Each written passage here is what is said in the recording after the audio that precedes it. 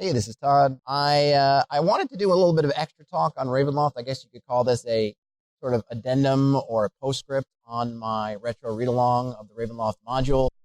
Essentially something that occurred to me when I was going through the module a little bit during the read-along, but a lot of it after while I was going through and editing it from the stream to the video, and then from the video for the podcast audio version, is the very linear nature that Ravenloft follows, and how I have mixed feelings about that. Ultimately, I think that as a one-shot sort of thematic kind of party module, this kind of format works very well, right? You're coming in, you want to do, it's Halloween, you want to run a gothic horror sort of module. Maybe it's going to exist apart from your home campaign. Could be even focused as a dream or some kind of dark fantasy. The module is deadly enough, I think, that I wouldn't necessarily, if I just want to do it as a one-off, I wouldn't want to commit my full-time campaign characters to it, maybe, but, that'd be up to the table and the GM and all that. But it has a very good gothic flavor, which was definitely different when it came out back in the day.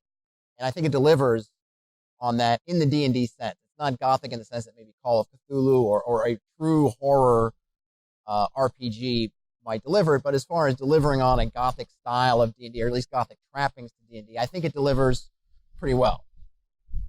What's interesting about it, just as far as the approach, is that when you look at the history of it, so Tracy Hickman wrote this one, I think, with his wife, and then later on he went to do Dragonlance, which I mentioned just briefly in the stream, and then I cut most of that, even what I mentioned briefly, I cut most of that out when I was editing down for the other, for YouTube and for audio. But the Dragonlance modules that he did later are very linear, very heavily narrative focused, which I think some people enjoyed. I think some others didn't. I think it was very much going to come to where you fit on how you like your adventures. Those were later, but you can see the roots of that sort of design in Strahd. What's interesting from it, I think, a little, which you have to be careful with, is that Ravenloft has the trappings of a open world style adventure, as say Isle of Dread, which I covered already, or Keep on the Borderlands, which I will probably cover soon, but that those open world parts really are just trappings. It really is just window dressing. You can take all that away, and it doesn't have much meaning to it. There are only 4 main locations in Ravenloft. One of them is just where you start out, getting you to the gates of Barovia. 2 is the woods, which you're only there to pass through, and you just get hurt more and more if you try to hang around and explore it or try to pass back. It's only there to get you that body with the clue about what's happened, with the truth about Irina and Strahd. But you don't really need it because they have so many backups to that, the clues provided by that corpse, that if you missed it, it's no big deal. The village, everyone in the village, there are only a few people who really can help you or do anything for you, and they're just going to point you towards Strahd.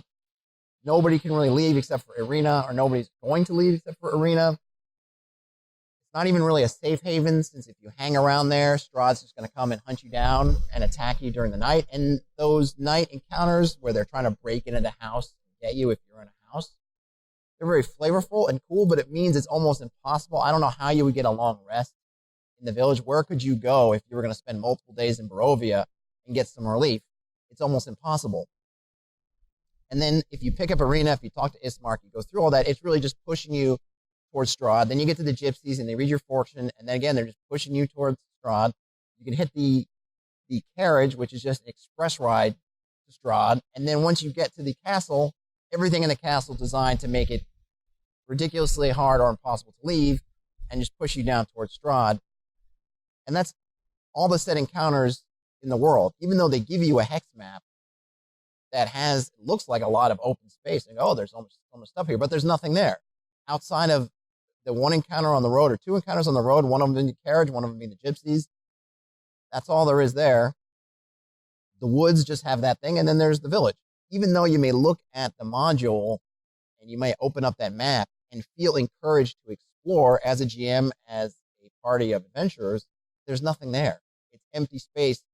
It's merely there, I don't know, give the illusion, I guess, that you're in an open world. They could have put it all just in a corner. And I think, as I pointed out on this video, when you look at the map, you can see you come in on one end of the map and you just go across over to the other end, and then when you get through that other end and finish it, you're done. I find the map and that way of laying it out interesting because, yes, you have hexes, yes, you have this thing, and you might think if you had played through other adventures like Isle of Dread or like Keep on the Borderlands, this concept that it's giving you this open space to move around in, but when you look at the actual content of the module of the adventure, it is very much a just go from A to B to C to D.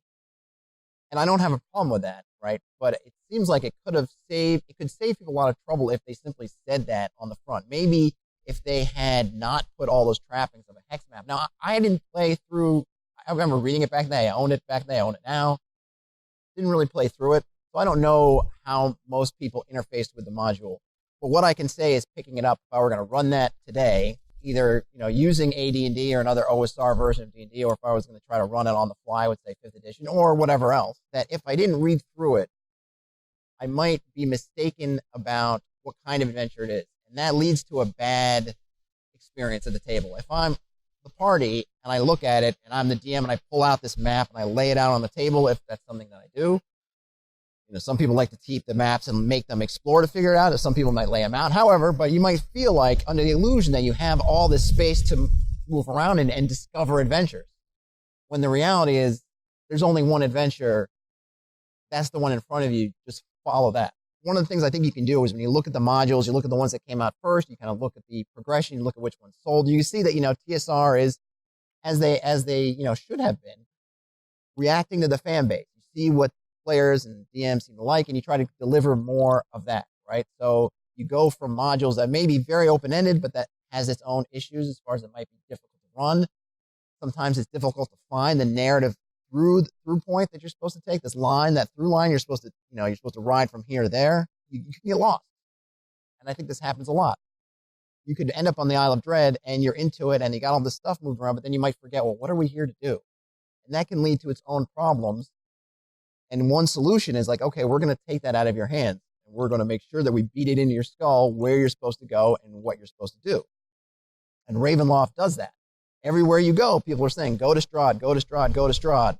You're on the road. Oh, here's this carrot. It's going to take you straight to Strahd. Here's the gypsy fortune teller. It's going to tell you what you need to do. What's the important spot to get to in the castle at Strahd. So go to Strahd. If you veer off those paths, the fog's going to kill you. And otherwise, you're just going to go through a bunch of wilderness where different monsters are going to try to kill you. So don't do those things. Stay on the path. Literally stay on the path as fast as you can. Get to Strahd.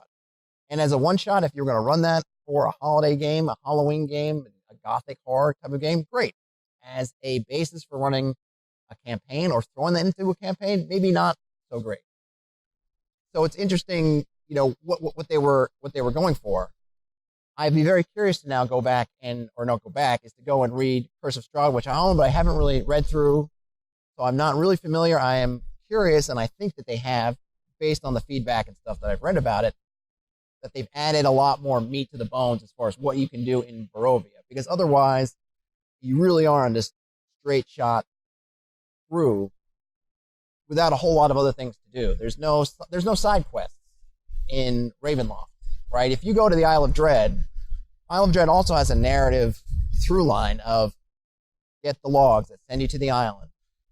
You hit the villages. You penetrate the interior of the island, you get to the crater, you go up to the crater, you get in, you go through to the center, and it's basically your narrative line of just going deep. However, unlike in Ravenloft, there's so much other stuff you can do on the island without ever interacting with that central narrative line, right? You can explore the interior, you can just talk with the natives and do trades with them and deal with them. You can leave the island and come back if you want to. You can go deal with the pirates, maybe you make deals with them. You can try to find the dragons' dens and get those hordes and then pull those out.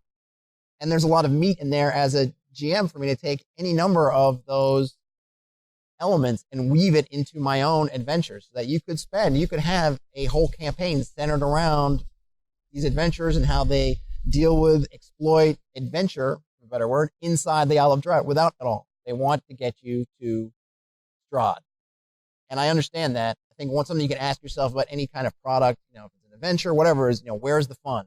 The fun is all those gothic trappings. So what does the module try to do? Get you to that gothic stuff, embed you in it, and move you through it. It's not unlike, and I think I talked about this and a few points where it has these elements that are similar to a haunted house at an amusement park, and it is not dissimilar, right? You're going to get in those seats, you're going to strap yourself in, you're going to go along a set path, and then finish. I think maybe the interesting part is, at least at this point in the how they were writing the adventures, they didn't feel secure, safe enough, whatever, just to be really upfront with that this is a linear path, that they put the sort of trappings of open worldness around it to give that illusion that there's more to do than just go kill Strahd.